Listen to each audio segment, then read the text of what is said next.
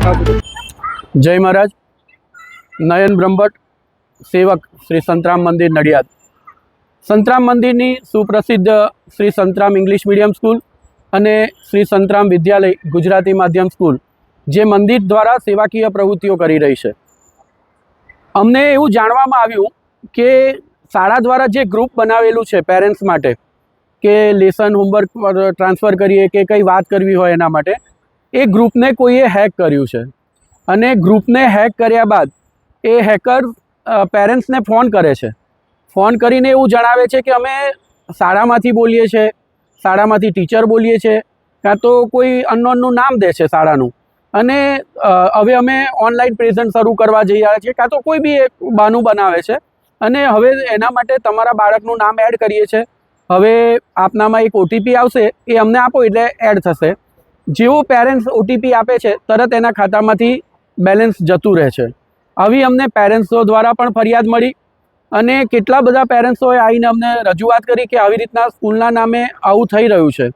અમે તરત જાણ કરી પેરેન્ટ્સને, જેવી અમને જાણ કરી એટલે અમે ક્રાઇમ બ્રાન્ચમાં જાણ કરી. એના બાબતે સજાગતા આવે એટલા માટે પેરેન્ટ્સમાં પણ એક વિડીયો બનાવીને મૂક્યો, એ પહેલાં મેસેજ મૂકી દીધો. અમે ત્યાં ગયા ત્યારે અમને ખબર પડી કે આવું નડિયાદની અંદર 2 દિવસથી, ગઈકાલથી કે આવું ચાલી રહ્યું છે.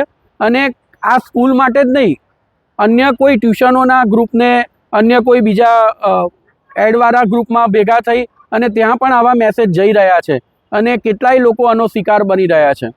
અમારા પેરેન્ટ્સને અને નગરજનોને ખાસ વિનંતી છે કે વિદ્યાલયના નામે અથવા તો કોઈ પણ નામે આપની ઉપર કોઈ કોલ આવે, આપની પાસે પૈસાની માગણી થાય, અથવા તો કોઈ ઓટીપી શેર કરે, અથવા તો કોઈ લિંક ટચ કરવાનું કે આપ ન કરશો, ક્યારેય શાળા આવું આપને જણાવતી જ નથી. અને નગરજનોને પણ ખાસ વિનંતી છે કે આ જે કંઈ ચાલી રહ્યું છે એની અંદર આપ સહકાર આપશો અને એને રોકવા માટે આપણે બધા ભેગા થઈ અને એક પૂરો પ્રયત્ન કરીએ. જય મહારાજ. આ બાબતે અમે જાણ કરી છે અને સાહેબે પણ અત્યારે એમની કામગીરી શરૂ કરી છે અને ખૂબ જ નજીકના સમયમાં લગભગ મને એવી પણ જાણ કરી છે કે અમે ગમે તેમ કરીને એને પકડી લઈશું. કેટલા વાલીઓને પૈસા થયા? અત્યાર સુધી 6-1 વાલીઓએ તો અમને જાણ કરી છે. ઘણા લોકો બીને આવતા નથી સામે, પણ કેટલાય વાલીઓએ એવું કહ્યું કે અમારા ઉપર આવી રીતના ફોન આવ્યા. બન્યું છે એવું કે અમારી પાસે રેકોર્ડિંગ બી છે, બધું જ છે. કોઈ જેન્ટ્સનું રેકોર્ડિંગ છે, કાલે રાત્રે કોઈ બેનની ઉપર ફોન આવ્યો, એ કોઈ લેડીઝનું હતું. એટલે કોઈ આખી ગેંગ આ સક્રિય થઈ છે અને ખાસ કરીને ખેડા જિલ્લાને ને નડિયાદને ટાર્ગેટ કર્યું હોય એવું અમને લાગી રહ્યું છે. કયા પ્રકારથી પૈસાની માંગણી કરવામાં આવે છે? બહુ જુદા જુદા પ્રકારથી માંગણી કરે છે. એમાં એક અગત્યની બાબત તો એવી છે કે ગ્રુપમાંથી કોઈ પેરેન્ટ્સનો નંબર હેક કર્યો. હવે હેક કર્યા પછી એ પેરેન્ટ્સનું એકાઉન્ટ હેક કરે છે અને એના સંબંધીને ફોન કરે છે કે તમારા આ ભાઈને આવું એક્સિડન્ટ થયું છે કે XYZ, કોઈ બી રીતે એને જરૂર છે ને તાત્કાલિક તમે નાખો. અને જેવું એ મોકલે છે એમાં ટચ કરે ને એમના પણ સંબંધીઓના પૈસા જતા રહેતા હોય છે. એટલે અમે તો અમારા વાલીને જાણ કરી જ દીધી છે, પણ નગરજનોને અમે ખાસ જાણ કરીએ છીએ કે આવી કોઈ બાબતમાં આવે નહીં, કોઈ ઓટીપી શેર ના થાય, કોઈ લિંકને ટચ ના કરે, જેથી કરીને આપણે સલામત રહી શકીએ. કેટલા રૂપિયાનો ફ્રોડ થયો છે આશરે વાલીઓ સાથે? હજુ તો અમે વાલીને બોલાવીને જાણ કરીએ છીએ, એટલે અમને હજુ લગીને 5-6 વાલીએ જાણ કરી છે. હજુ એ પ્રોસેસ ચાલુ છે. સવારના 7 વાગ્યાથી આખો સ્ટાફ અહીંયા હાજર છે. હજુ સુધી કોઈ સ્ટાફ ઘરે ગયો નથી અને સતત અમે એની પ્રોસેસ ચાલુ છે. જી બેન. રિંકુ પટેલ.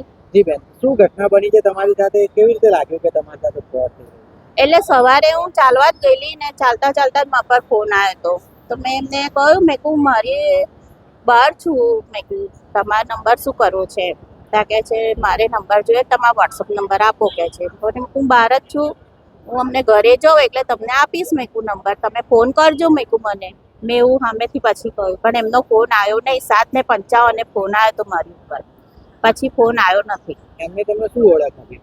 એમને ઉષા મેડમના ટ્યુશનની ઓળખ હતા. તમને કેવી રીતે લાગ્યું કે છેતરપિંડી કરવા આવ્યા? હવે એ મને ડાઉટ કેમનો ગયો કે પછી ફોન આવ્યો નહીં એટલે મને ડાઉટ ગયો કે આ કંઈક લાગે છે ધારમાં પર.